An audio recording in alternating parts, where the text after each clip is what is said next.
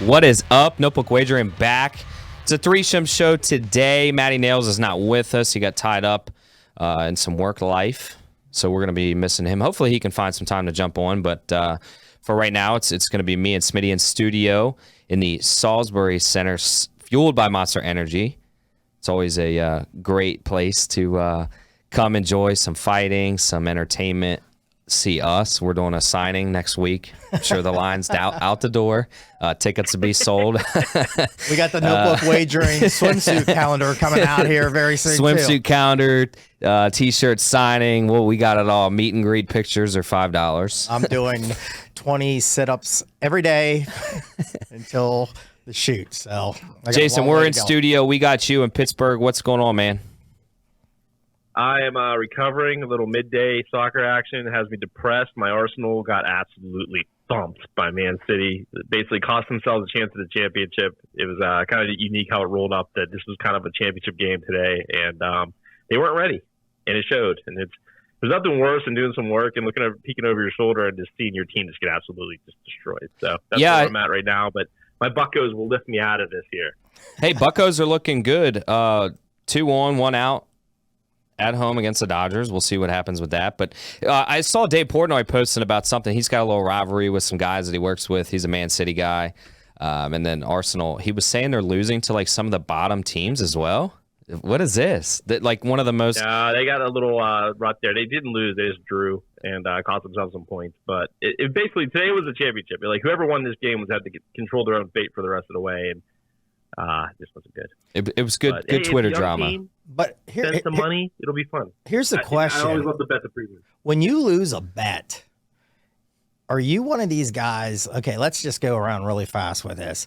Do you want your team just to get hammered? Like a couple weeks ago, remember when I don't want to lose a close game. I want to lose 8-1. Okay, because I had the Twins money line I gave out on the site, Sharp Angle Syndicate, and it was like we were doing show, and it was like 11-0. Do you remember that? That was yeah, like 2-3. I'd rather have that. Do you want that? Yeah, because you move on early. Just to get kicked, where really I don't want to be going into the on. 8th to 9th inning like down 1. Okay, well, yeah. I'll go on a rant here a little bit about my night last night about some of the games blowing here. So, okay, I just wanted to hear. I mean, do you like the sweat? Do you like that, or how mad are you, or do you just want to get it done, like rip it off like a Band-Aid? Oh, when I was going to Nats playoff games, and they would be down like 3-1 or 4-1, and they're still kind of lively, late in the game, and then like I remember Chris Bryant a couple times had bases loaded. I'm like, just hit a home run. Just end this. It's late. I want to go home. Like, do not put this into extra innings. They go to extra innings and they lose in like 15 innings. That's just brutal. Like, just give the kill shot.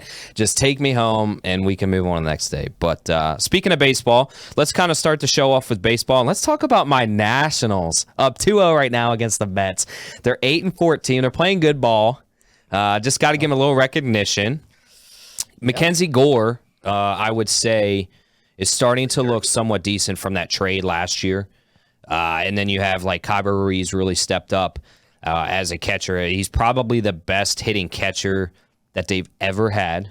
I think Yan Gomes is decent, but he wasn't an everyday. He bounced back with Kurt Suzuki. So they made some strides, but Josiah Gray really only had one bad start this year. Other than that, he's got like a 2.92 ERA. Now, he just doesn't get run support. He's almost like the Jacob deGrom stuff going on. But overall, like over the last week, this Nats team's kind of figured it out. They're playing scrappy ball. They're not hitting home runs. They're playing, singles and doubles, and they're winning games. They got me twice up in Minnesota. Might get you tonight. They got me maybe tonight because I have the Mets. I need the Mets to hit a money line parlay, so that's not looking good. But baseball, this is a great stat. Coming in again, I've been doing this. I had these stats coming into Monday. And I saw this on Twitter. Somebody put this out. You had the Rays leading baseball with the best record, 28th overall payroll.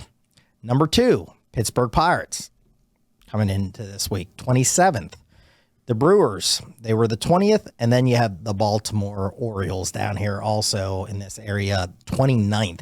So it is nice seeing that some of these teams that aren't trying to buy everybody are playing well. I mean, does this turn over quick? It might. The Dodgers might get hot. Yeah, I mean, it's still April. The Padres, but it is nice to see a little bit. And again, being a Pirate fan, it's been nice. Last night was tough. Bullpen got to me. I'll go on a rant here in a second about all that. But, I think, the Padres haven't really taken off yet. The Dodgers are struggling. Yankees had a big win today, an afternoon game against Minnesota. They scored a lot of runs in that, but they haven't really taken off either. Now, it is a very long season, so things can change. Jason, what's your overall thoughts so far? No, I think you kind of hit on it indirectly. Is that the kind of the next level of payroll, like that next second tier teams, like the Phillies, the Cardinals, they're just not playing very well. Like they're getting to that point now where is this a problem or is this just a funk to start the season, where they have to make some hard decisions. So that's kind of leaving the door open for teams like the Cubs, the Pirates, the Orioles. So, hey, we'll take advantage of it and have a little fun early here in the season so we don't have to write it off right away. But I think that's really kind of the theme. Like, the good teams look like they're going to be good. And it's just that next level where teams are kind of just struggling and really not piecing it together right now. Q brought up about the Nats playing well, so, writing these numbers down, they were 7-14 coming in this week. One of the weird stats is they're 2-9 at home. Now, they have, like you said, found some success here. But again, up in Minnesota, it looked like, it was about 9 degrees up there. I mean, guys were like in snowsuits trying to play that over the thing. Again, other teams, real quick notes, Tampa 13-0 at home coming in this week. Kansas City 1-12 at home. So that's just kind of a head scratcher, too. They can't get anything. Our Oakland A's, the Possums, we talked about them last week here. 2-10 at home, and they're 2-8 on the road. I mean, again, coming into the week, they're bad anywhere. So just take take the Possum with you. I wish the Possum would be on these road trips with them. That's got to go to Vegas, and they would like show them on the plane and everything. That would be fan. It's probably like Major League. It's probably not even a plane. It's probably they're on buses and they're just bussing. Did we break the story last week about them? And then the next day it came out that they have all the land now in Vegas. Yeah, about the whole Possum thing. Yeah, that's good for them. The night before they announced it. Good for them. It's going to be roughly a 30,000 fan stadium. It's probably going to be right next to where the Raiders play. There's just no space on the Strip, like where they kind of put the Golden Knights. Now in hindsight, it almost seems like a little odd that they would have put him there and not maybe tried to make like a little palace or like a courtyarded area for the stadiums, kind of like Stadium Central. But yeah, it'll be cool. I'm glad for them. They'll get a reinvigorated, fan base. They're going to get people coming in from trips. It's going to be a sellout every game, even if it's a Tuesday night, because people want to go see Vegas baseball. Good weather, good atmosphere. You go to the Strip, you go to watch a baseball game, then go wherever. So it's good for them. Speaking of, Betty Messiah will be there. Betty Messiah will probably be a season ticket holder. Jared will be there. Oh, yeah. Ben will be there. All our Vegas buddies will be out there hanging out. So being that like they're moving to Vegas, it's a gambling area. We're a gambling show. What are some teams? Because we talked about it. Well, first off, I think your future. I think it was 69.5 wins over under. You took the over for the Pirates. I think it's going to hit. I think they're going to be a mid-70s win team. I think my A's worst record is going to be tight between Kansas City, Oakland, and I'm drawing Detroit. Well, Detroit's bad. Yeah. Rockies were really bad. Rockies will be okay. Now they came into Cleveland. Cleveland got them today, but they took the first two. Yeah, first two. So we're sweating that. Yeah, I mean, Cubs I think will be okay. So I think we'll hit some. And I there. had the under in the Phillies, 88, 89, and yeah, they're losing again. I was going to take Seattle tonight, and I forgot to put that one in, and they're up 5-2. Yeah, Philly. If you get Harper back, where's this going to go when you get like Harper back and everything? But the Phillies, the bullpen's just an issue. It's just. But that's been an issue for 10 years. Yeah, well, it wasn't an issue when they got in the playoffs last year. They were actually pretty good in the bullpen. They were pretty good last year. Yeah, they got it fixed. Towards the end, I mean, but they struggled early. I think I agree with you. I think at the beginning they struggled. At the end, they got a lot better. But yeah, feeling okay on that. So, Jason, real quick before I ask my question, did you have any futures that you're kind of tracking right now? No, I didn't, because we did this show with Josh, and I just did not get them in. But Shame on you. Look good right now. They're tracking for 66 wins per Fangraphs. The Pirates are tracking for 79 wins per Fangraphs. So I like it. These are, it's not just an extrapolation of their winning percentage. They try to actually figure it out. Yeah. And the Phillies have dipped down to 84 games. Now, they do get Harper back, I think, next week. So that'll be interesting to see, at least get the offense going. And then they do have to figure out the bullpen, and I'm sure they will. I mean, they'll make some acquisitions. Yeah, they'll trade and stuff.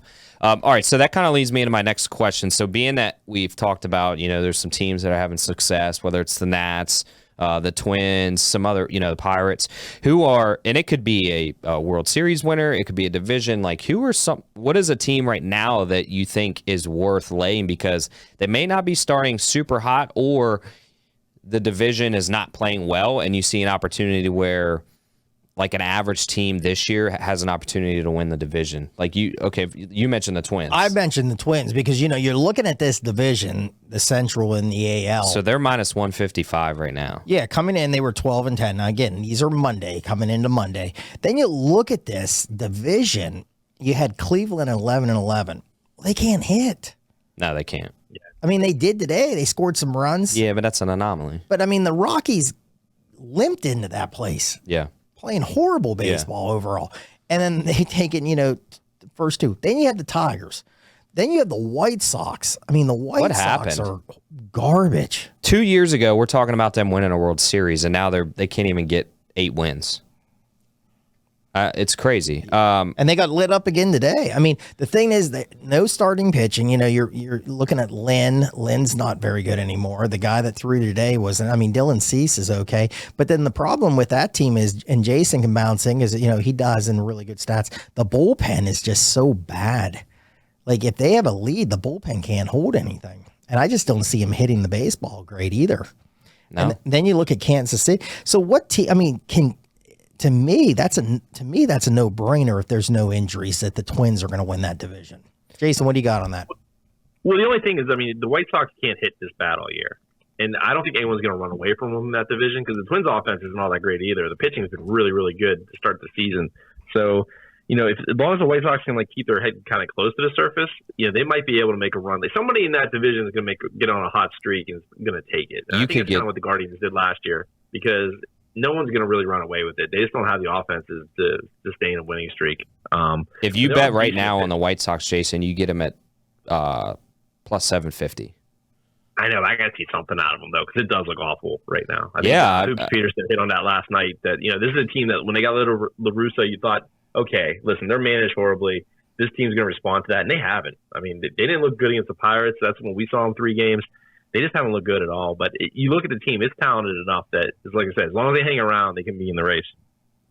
I'll tell you a team right now, and this could just more so biased because I have a bet, but I actually think they're playing really good ball. I think the Cubs at plus 450 just to win the Central is a decent bet. They're playing really good ball. The Brewers, they're playing well, but I don't think they're going to run away with it by any means. The Cardinals, they're all pretty close. I think as good as the Cubs are playing right now, there's a plus 450 is not a bad, pizza money bet to throw on because, again, everybody thought they were going to kind of be down. They're even Josh. Josh kind of was like, what pitching do they have? And they're winning games. Dansby's not taking a dip like people thought. He's playing really well. They've got other pieces. Now he didn't play because I believe he had his child. But you have Cody Bellinger. Kind of seems like he's finding his groove again. He's batting 300, 5 or 6 home runs. Do we get the NL All-Star, the potential MVP back? If you do, then that's a huge bonus because he's not even on a huge contract. So the Cubs, I think, is worth plus 450 in my opinion right now. That's probably the hottest team in my opinion, at least odds-wise, to take. Yeah, I agree with you. Go ahead, Jason. Could upgrade at first base in DH too. That's absolutely. But everything else, the outfield's real productive, and the infield's been productive outside of first base. So. And, it's a team that's had money in the past and really hasn't spent the last couple of years. So you got to think if they're in it. They're going to spend. If they feel they're right there, they're going to make the moves. Especially now that they've got the 2016 taste of a World Series. If they're on that cusp, they're definitely going to be buyers. With that, I'd look in the West too. You're looking at Texas leading coming into the week. I'm going to just throw it out. So last night I had my best bet on Sharp Angle Syndicate was Texas. They're up 6-1 going to the 8th inning, and then they gave up 7. Great job by their bullpen. Fantastic. Thank you so much. I don't know about the bullpen here. Astros not off to the greatest start.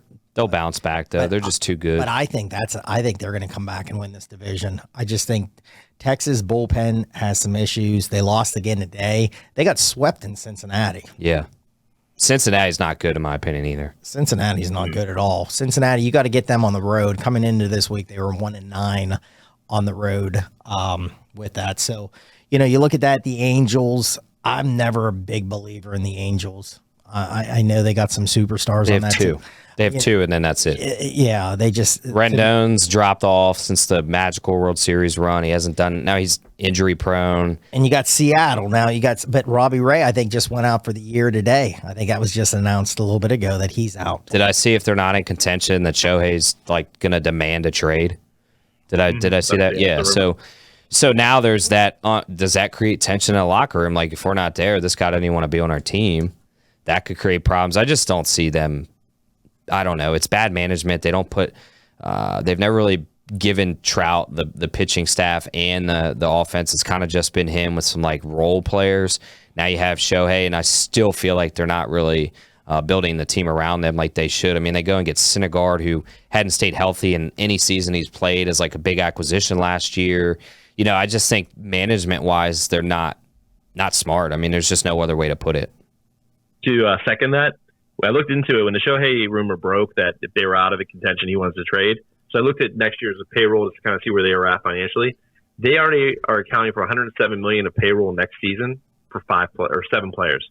That's got to be Trout, Rendon, and then it's just a bunch of like $9 million guys who you could not name. If we went that little trivia contest right now, you would not name a single one of them. So I don't think I could. So they're just overpaying the wrong people. And you're overpaying your middle, and then you have those 2 huge contracts, and you just can't do that, right? At that point, with that kind of roster structure, you have to go stars and scrubs. You need to find good young players that are cheap to be able to subsidize that, and they really don't have that. They haven't. No. Like they've never been able to develop guys through their system outside of Trout. Not really. I mean, maybe you had some guys on the 03 team that it was a magical run, but outside of that, you're right, they never had anything. Well, they used to have guys like the old day, like Salmon and Edmonds and But like after that crew, after that wave, that was it. Yeah. I mean, they try to buy everything, and you just can't buy everything unless you spend like the Yankees or the Astros. Now, the Astros, you look at that lineup, that offense could use a jolt. They're going to be spenders. They could upgrade center field pretty easily. They could upgrade DH. Seattle's going to be looking for a bat as well. You got to wonder who's going to get into the Shohei mix here, because that's just such a game changer. You pick up a starter. Well, Seattle could use a frontline pitcher as well. Absolutely. And could they trade him in division? I mean, could they ever live that down? But Seattle's going to come with it, because like that is such a huge deal, and they could easily think they could keep him too. Yeah, and they're going to have to with losing Robbie Ray for a year. I could. They're not pitching in the minor leagues, so I think they'll be okay. It'll be interesting to see. Those are some values. I actually might lay the Cubs on our break. I've kind of sold myself into that like a used car salesman, kind of double dip, but we'll see. I like that. All right, closing thoughts on MLB before we move. I want to get, before the break, I want to run and touch NBA playoffs and hockey. Yeah, real quick. I mean, only 2 more games tonight. If anyone's bored, you got the Angels hosting Oakland. The Possums are coming into town again tonight. That's a big number. I like the Possums there. You like the Possums? Money line? Take the Possums plus the 1.5. Yeah. Oh, plus the 1.5. Okay. They hit left-handed pitching really well. Okay, I might dip into that a little aren't so bit. great against righties because they have a lot of right-handed bats in the lineup. So and then get a good price. I think it's plus 135, plus 1.5. I like that. Oh, I like that. I might have to dive into plus 1.5 is plus 135. I think that's right. Yeah, wow. Well, that's a sure bet. You got to remember those numbers on the road queue, not very good. Well, that's true. And then you also have plus 110. Sorry, plus 110. That's still nice. I'd still take that. Hey, Seattle's up 5-3 on the Phils. And then you got the Cardinals heading into San Francisco. That's about, I think, what's that number at, Jason? That's it's a dead even game, minus 110. Matt, Steven, is it Matt's against who's pitching for Giants tonight, Jason? Anthony Discofani. Okay. I'll tell you, both those teams. Cardinals are a big disappointment in my book right now, and the Giants a little bit struggling. So that's a tight one. Might jump on that A's with you, Jason, and go with the Possums. Yeah, Disco's got some good numbers. I was thinking the Cardinals, but I can't back them right now. I think they've lost 4 straight, and it just doesn't look right when you watch them. Like they don't seem like they're playing as a team or in sync. The bottom of that lineup is not good. You can pitch around Arenado and Goldschmidt, and that's kind of what happened when the Pirates played them. Like, you'll go after the young guys at the bottom of their lineup because, like I said, there's no pedigree there. Well, I think you had that situation with that one outfielder not running, and the manager called him out, and then he kind of got upset. Paul O'Neill. Yeah, not Paul Or O'Neill. no, I wish it was Paul O'Neill. Paul O'Neill probably what's his isn't. name? Paul O'Neill's probably not running the ball out right now. I believe it was O'Neill, though. Tyler O'Neill. Tyler O'Neill. Yeah. Hey, Paul O'Neill, Tyler O'Neill. Who knows? Paul O'Neill's not running the ball out of there, so who cares? It happens. It's moving on here. It can't be worse than my Ashley Madison comment. So. No, exactly. Omar Marino and cocaine last weekend, so that happens. You never know what we're going to say here at No Book Wagering. So, hey, let's dive in real quick here, Q, real fast. Let's college baseball again, because we've been giving this out. We're going to do 2 minutes because I want to get to the hockey and NBA. Okay, playoffs. real quick, 2 minutes here. We gave out some advice last week. Again, if you're diving into this, we think, Q's doing an unbelievable job. Had a rough weekend. Well, hey, we all hit that rough patch. Yep. Let's keep bragging it up here. Up 10.2 units. Let's keep bragging it up. Couple plays today. I went 3-1 last night. Another Dallas Baptist let me down. 15 in a row last night at TCU, winning the entire game, blew it in the 8th inning, gave up, I think Q said, a grand slam, so that was tight. So we'll see how the plays play tonight. I know my one was not looking good. But again, just be careful on this midweek because, you look at teams like LSU. They played Nicholls State. Are they Nicholls? Yeah, State? Nicholls. Yeah, Nicholls or whatever. Yeah. I think they lost. Arkansas loses Missouri State. Yeah, number of macros. Here's the Great thing. call You got by him last year. Yeah. Great. Well, he knows his team. He's an Arkansas guy. He knows his team. Yeah, great call on that. He had them winning that game. But there were some really great matchups for a Tuesday night last night. With actually a lot of implications. I mean, Duke Campbell. Even though conference really matters, Duke Campbell, it was a big deal because it's an RPI boosting win for both teams. So that was big. You had. Who else? UVA it was big in the sense of like they really had to turn it around. They couldn't afford to have that loss. You had Coastal and Wake Forest play, which was big. Duke played more so for Coastal. Duke played Campbell. Campbell, cover that one. I had Duke. East Carolina, NC State really mattered for NC State because it's a big RPI win for them. NC State came off a really bad weekend, I think, against Clemson. Clemson, I believe, took 2 of 3. 2 or 3. Yeah, they won Sunday, but yeah. I'll say the best advice, and sometimes I'm bad at this too, is just be careful of those midweeks because these power programs, they understand that really the conference games matter. There's a number, whether it's 12, 14, or 15 wins. They don't care about the midweeks. They would actually would rather not play them. And sometimes you do see that. I touched on that last week, but just be careful. Kind of bet half units on the midweeks and then save your bigger bets for your weekends because even though you might lose a Paul Skeens start 1 or like a Rhett Lauder on start 2, like those guys aren't going to lose 3 and 4 and 5 games. I mean, you can really make some money on those guys, and there's select guys, Router, Skeens, Brandon Sproat, Hurston Waldrop, like those guys, they might lose you a bad weekend. Like I got torched last weekend, but they're going to win you a lot of money over the season, and we still have 4 weeks plus conferences plus College World Series. So stick with those stud pitchers until they really hurt you. Be careful in the midweeks and understand significance of what teams have to win a series, whether they're home or away. Like it really matters in college baseball because some teams really need to win, especially like Tennessee. I was on the wrong side. I thought they were done. That was a must-win series for them, and they go and they sweep Vandy. So if you believed in Tennessee, you made a lot of money. But with all that being said, we got like 4 or 5 minutes for the break. So, Jason, why don't you take the reins for the hockey? You're kind of our hockey guru, and go from there. Take the reins from the hockey. Well, all the series are still going, which is pretty amazing. I do think the Bruins will wrap up tonight with the gentleman's sweep over the Panthers, but that's actually 1-0 Panthers right now, so they might drag that out. I was telling Smitty before the show, the bet I like tonight, I think you can get to this if you're listening now, is take the Kraken. Plus 170. It's a dead even series right now at the Avalanche. You look at all the metrics, like they really have come out and played well. They've got early goals to kind of keep themselves in it. It's a defensive minded team, so offense is where they're challenged at. The Avalanche aren't the best defensive team. They lose their best player tonight, Kyle McCarr, for a dirty hit last game. So you're getting it. Seattle's got all the mojo going, first year team and everything like that. Get a nice little price on them. Watch a little late game there. But overall, looking at it, Rangers look awesome. The Devils have figured it out, which is pretty funny because the Devils were a really fast team, and now they've gone back to their roots and play the boring 1-2-2 trap, which basically hockey had to change rules because it was actually killing the game. And the Devils have gone back to it. That's when they won their Stanley Cups, and it actually won them last game. So it's kind of funny how that worked out. Hurricanes look really good over the Islanders. I think that's going to hold. And then out west, the Oilers are making it really interesting. They're probably the best team, but, man, they let the Kings play around with them every single game. So they're going to have to sweat that series to get over with it. But once they get through that, I think they're still alive. I got a nice little Canada team wins bet. And, I have to mention the Maple Leafs, who are winning games that they usually lose. They've come back twice now against Tampa to kind of put them away.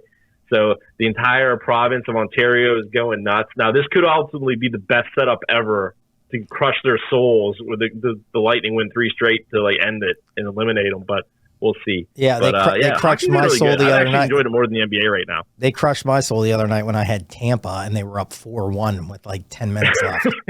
Good job. The Leafs never win a game like that. Jason, I just laid the Kraken, so. Oh, I'm going to jump. Here's the real quick thing. Jason wants everyone to stay up real late tonight. Let's do the recap here really quick. Let's take the A's tonight. Okay, that game's probably at 10 o'clock. Now let's take this hockey game, probably 10:30. He's probably going to come with this Nuggets. Do the Nuggets play tonight? Because they've been tipping off at 11 p.m. every night here. All right. He's on the Greg Peterson time frame. I got you. So if I got you. Take the Kings line over the Warriors. That's another nice little 10:30 tip. We'll hit. I got some NBA really quick. So if my boss is listening to me, I might not be in tomorrow. So okay, let's move on here. Let's go NBA really, really quick here. Let me dive into this here. So I don't need the no scores. You had the Knicks tonight against Cleveland. Knicks are up. Knicks are taking care of business right now. Oh, that ain't good because I have a money line parlay. I did Cleveland tonight. The Knicks, you got to love that fan base, man. They win a game and they're out there and they're climbing all over the buildings and stuff. They're insane here. So we'll see where that goes. The intriguing one here tonight is you got the Lakers against Memphis. This has gone back and forth with Brooks and LeBron James and everything like this. I'll give a little bit of advice. Now, I did a 3-team money line. I did Cavs, Grizz, and Bucks tonight, plus 154. So hopefully Cleveland can come around. But I think this is a bad spot for the Lakers tonight because I didn't stay up, watch that. They were very lucky to win that last game. All I've heard is very tired. You can look 80s banged up. James looks a little winded. Only one day off. They had to travel. I think this is a great spot here for Memphis. I think the Lakers win the series, but I think this is a good spot tonight. I think Memphis gets them. And then the Heat and the Bucks. Big number here tonight, minus 12. The Heat's up 3-1.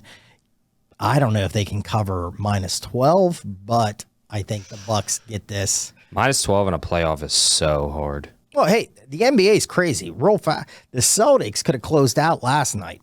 They were up 3 games to 1. And lost. They're up by 14 points with 6 minutes. Yeah. Now, the big thing in that game was the Celtics, if they win, they start the series, I think, with Philly on Saturday. Philly's best player's hurt. They said if that started, he's out probably for sure, and there's a chance for game 2 he's out. Well, what did the Celtics do? They blow it. Yeah. And now they have to play again, and now you're giving, Philly more rest time. So, again, that's the problem with the Celtics sometimes. They don't really step on your throat and end that, and they needed to end that last night, and that was a disgrace. And I am a Celtics fan, and that was tough. So, Jason, what was your Golden State Kings play? Oh, take the Kings. I had the Kings. I had the Kings too. Yeah, I already played it. Or take the money line. That's been a fantastic series. Yeah, it's unfortunate that it's played in the West Coast, so half the country doesn't see it. Well, we're those up. Games have been really tight. We're up anyway, watching the Possums and the Kraken, and now the Kings. We have a potpourri of sports on. Hey, some of us get off of work a little later. It takes us a little time to dig into these West Coast games to finally get into it. Hopefully Nick and Knight, we got the Golden Girls on tonight too. So it's a great time here. So late night action, we gave it to everybody. There you go. All right, let's after dark, Smitty. Notebook after dark. Notebook after dark. Let's go to commercial. Hopefully something's on Cinemax. Let's go to commercial break. After the break, when we return, we'll touch quickly on the XFL semis. There's no quarterfinals. We go straight to the semis, to the point, and then we'll touch the NFL draft. Hey, we are back. We're going to dive into the XFL. We got playoff action. Hopefully these games aren't at 10 o'clock or Jason's going to be all over them here. But, hey, we got a game Saturday. We got a game Sunday. This is where it's come down to 4 more teams. Who's going to win? Who's going to be in the championship? So we got Arlington playing Houston this week. You look at this. They've played twice. The Roughnecks have got them twice. They got them in week 2, 23-14. And we also got them in week 10, 25-9. That was last week. They got that. -6.5, over-unders 41.5. Boys, where are we going with, where are we going to give the plays here? Where's the winners here? I got a great one next game. I can't wait for the next game. But Jason, go off. I don't have much yet on this. You know where I'm going with it. I'm excited. I know where you're going. I'm excited. I'm going to get Q all fired up here in a little bit. Okay, Jason, go ahead. Roughnecks are a better team, but they haven't really played well down the stretch. Not at all. Arlington hasn't really played well either, but, it's more of a defensive team. Can't really score points. That being said, it's a playoff game. So I do think the over is in play just because, they're going to go all out once they realize they need to score. I like Houston minus the 6.5. Just like I said, I don't trust the Renegades offense. And while their defense is good, Houston's offense has been really good at times. I think they'll tune it up a little bit here. I think, Wade Phillips is kind of a laissez-faire kind of coach, and I think in the playoffs he'll kind of get a little more intense. I think it's kind of what that team needs. I think they kind of eased off the pedal a little when they came out of the gate hot and never really turned it back on. So what are you thinking here for this game? I mean, can I jump in real quick? Do you think, because when I was looking at these, do you think this can be like maybe sometimes in the NFL, like these teams are going to come out a little bit slower? I don't think so. You don't think so? No, because okay. I think they've played each other twice. This is a league built for points, right? That's why they have the 1, 2, and 3. This is a good lower. They didn't really score, 23-14, 25-9. They have it at 41.5. So would you guys, do you consider them coming out slow in the regular season, like with those low numbers? What you got. I'm thinking more the next game where my point was. I just jumped in. I want to hear about the next game with the points because those teams score a little bit more. But could you just see it a little bit more, the nerves, because it's, semis, then to go to the championship. Can you see it a little bit more, a little slower pace? I don't know. Jason, I'm sorry. No, go ahead. No, I agree with you with the Roughnecks. I've said it in multiple shows. I'm not a Bob Stoops guy. I think when the league started last time, they were anemic on the offensive side, and again, we're seeing that. Like he was a genius at Florida. He was a genius at Oklahoma. They score points, right? I just don't see that happening suddenly in the playoffs. It hasn't happened in 2 seasons. Wade Phillips has been to the playoffs before in the NFL. Like, he gets it. He understands. I like your pick with the Houston minus 6.5. And then we'll kind of get into the next game. I'll segue into that. I know you're going Seattle, but I just really think the quarterback play of late is going to determine this. DiNucci had like 16 or 17 picks. The problem is they don't have a run game like DC does to really just kind of grind this game out. So they're forced to throw. Yeah, they're going to score, right? But along comes with the scoring of Ben DiNucci's interceptions. And he's throwing against an elite defense. I mean, I think in my opinion, they've gotten better. They signed, and I'm drawing a blank, they signed him 2 weeks ago. Used to play safety for the Redskins or Commanders. So he only makes them better. He's still a good talent. I just think DiNucci's inability to not throw interceptions is the difference maker, and in Seattle's inability to have such an effective run game in comparison to the defenders. I think the defenders really get this win. I probably would lay the juice and take them on the money line because of the hook. I think this game will actually be closer than the first game, but I like the defenders to get the 3-peat on Seattle. But no, I do think they start a little slower because I think naturally DC's going to pound the ball as they've done, which is going to run the clock out, even considerably more. So a couple of things in this. This third time they played, week 1, 22-18, DiNucci fumbles at the goal line. Week 8, 34-33. Fantastic. That was that Sunday night game. Fantastic. Just a great game. I mean, that was NFL quality. I mean, just big plays. Then at points, great tackles, then missed tackles. I mean, that had everything in it. This one is, I have it in my book, -3 for DC, 48.5. Again, you look at those numbers, the last time they played, 67 total. Then I looked after that, just for the total, then I'll give my play here. Seattle then come week 9, they scored 30. Week 10, they scored 28. DC, week 9, 28 points. DC, 29 last week. So they are scoring. So that was this. You would think this one is going to be a little high scoring in this, but that was my point. Like, could they slow this down a little bit? Like you said, DC can run the ball a little bit. Do they slow it down? Conditions, rainy on Friday down here, maybe a slight chance of rain on Saturday. Sunday could be a slight chance of rain. So does that add in? but I think it's hard to beat a team 3 times. I love the +3. Give me the money line. I've been saying it for weeks. I want Seattle, and they're going to win the championship because I know Jason has a ticket on that. I think it's going to be hard. I think, sorry, Jason, real quick. I think the Defenders fans are going to go nuts, and I think that place is going to be tough for Seattle to play in. I do too.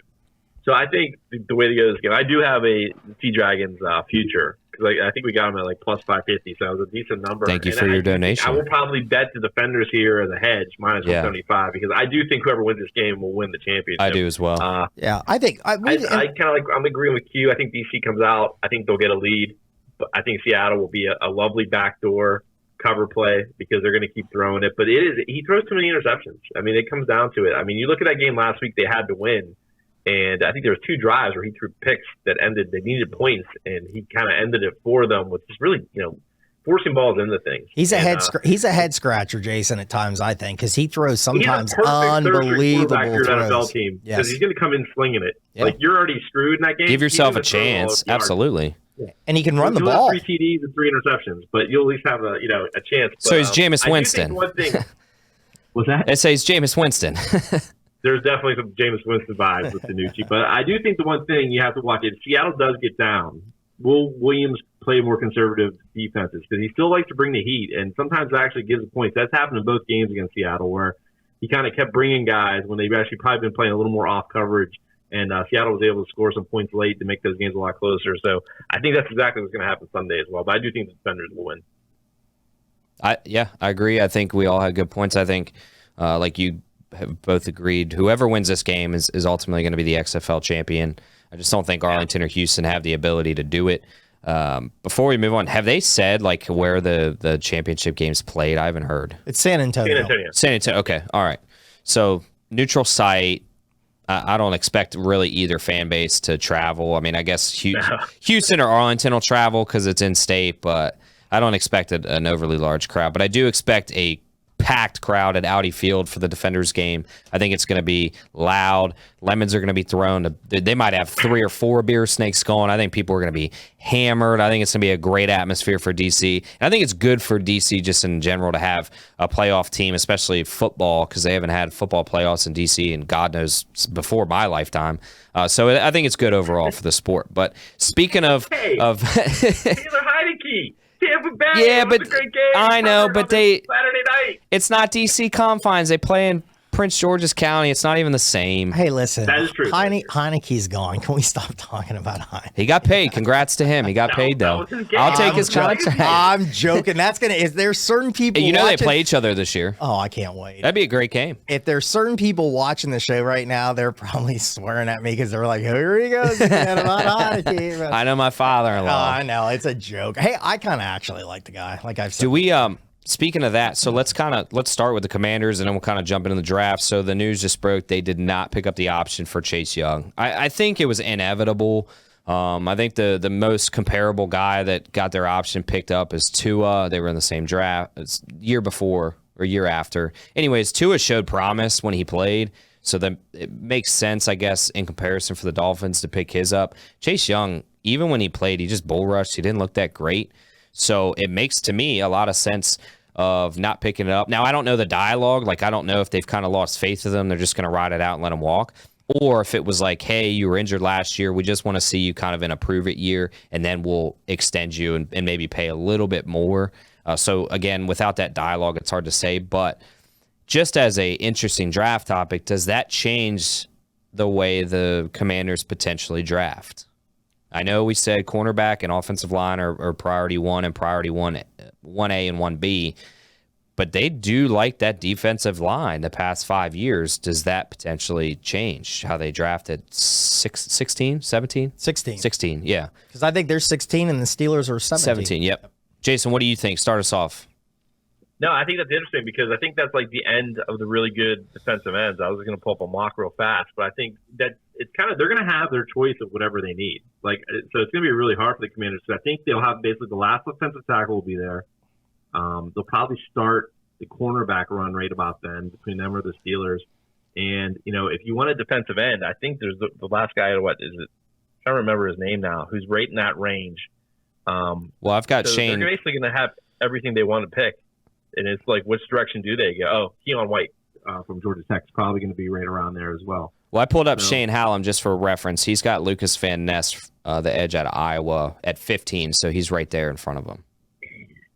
But yeah, I know. I think he's one of those guys. I think who teams either love or don't love. You Sure, know what I mean? absolutely. He's gonna have his guy. But no, I think it's a good draft for the Commanders because I think everything that they need is here. So I don't think that'll make I don't think they'll go that direction just because of that move. They've probably known about that move for a while. Yeah. They were able to. I mean, he hasn't really been there. No. You can't really blame him because he's been a ghost in that locker room. He's been a ghost on the field. So they've gone a rush without him. So I definitely think they'll address corner or offensive line first because I think they feel like they can patchwork something like they have. But yeah, it's an interesting choice. I mean, that guy coming out of college, if anyone here, there's no way you thought he was going to bust as hard as he did. I mean, he looked the part. He played the first year, seemed like it was going pretty well. And after that, it just kind of all fell apart. Yeah, I agree. What's your thoughts, Smitty? Where's it going to go tomorrow night? I think that's, I think everyone's ready. We've been talking about it. I bet our guest last week, Shane's ready to go. I mean, these guys that do these mocks like every week, I bet it's crazy. Because what was the story yesterday? Where'd that come out? You heard Levis was going number one now because someone said he's telling people he's like, Carolina told me. I heard him going to the betting odds went nuts. He's gone from that was on a Reddit post. Reddit, yeah, that was Reddit. That's right. Guys, trust me, bro. He's going number one. He told me. But they were talking about on Fall Anonymous 6339. But here's the thing. They said this on Follow the Money this morning. They said a guy a couple years ago said that LeBron was going back to Cleveland, and he worked in a gym.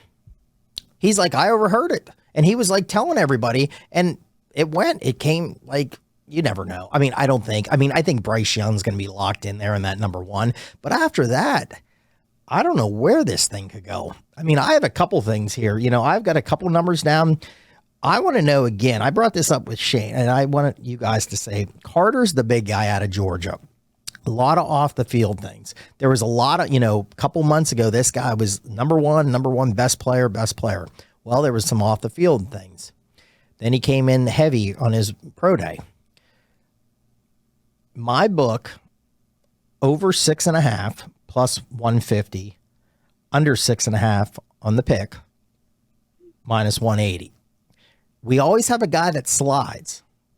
Is this the guy that's going to slide? What do you think?